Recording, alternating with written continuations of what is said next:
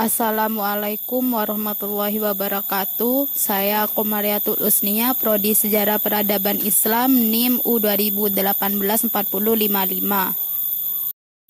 Saya akan menjelaskan sedikit tentang teori kelas Marxisme atau Karl Marx. Karl Marx mengemukakan teori ini bukanlah teori yang eksplisit, melainkan sebuah latar belakang uraian Marx tentang hukum perkembangan sejarah, kapitalisme, dan sosialisme.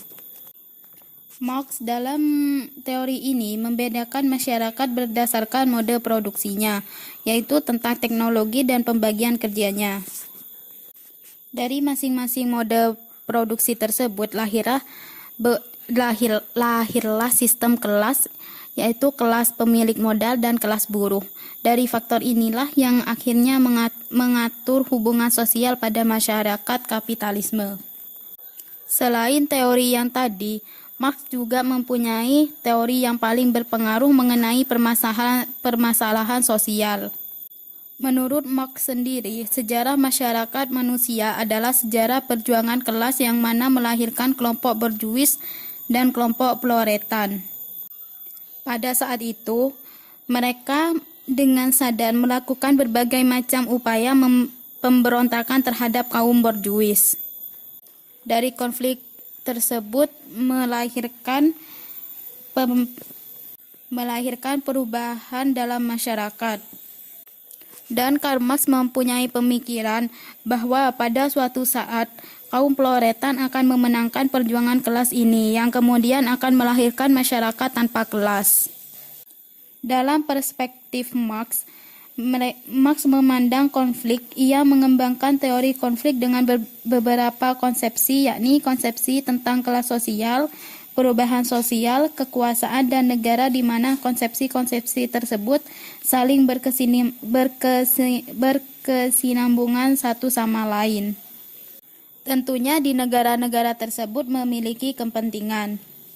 Dan oleh karena itu, hal ini dimanfaatkan oleh kaum borjuis. Kelompok borjuis tentunya sudah memiliki dan juga sudah memegang kendali atas alat-alat produksi. Dan kelompok borjuis sudah meminta legitimasi atau bukti kepemilikan yang sah. Bukti kepemilikan ini sudah didapatkan melalui negara. Oleh karena itu, kelompok borjuis memiliki kekuasaan untuk menentukan apa yang akan diproduksi dan didistribusikan. Sedangkan menurut Marx, dalam konteks ini, hukum dan pemerintahan lebih banyak berpihak pada kaum borjuis. Dalam teori konflik ini, kemudian muncullah apa yang dinamakan sebagai perspektif konflik. Dalam teori konflik juga memunculkan tentang perspektif konflik. Perspektif inilah yang melihat masyarakat sebagai sesuatu yang selalu berubah-ubah, terutama sebagai akibat dari dinamika pemegang kekuasaan yang terus berusaha menjaga dan meningkatkan posisinya. Dan dalam mencapai tujuan, suatu kelompok seringkali harus mengorbankan kelompok lain. Oleh karena itu, konflik yang selalu muncul dan kelompok yang tergolong kuat setiap saat selalu berusaha meningkatkan posisinya dan memelihara dominasinya. Pandangan inilah yang berorientasi pada struktur sosial dan lembaga-lembaga sosial di masyarakat.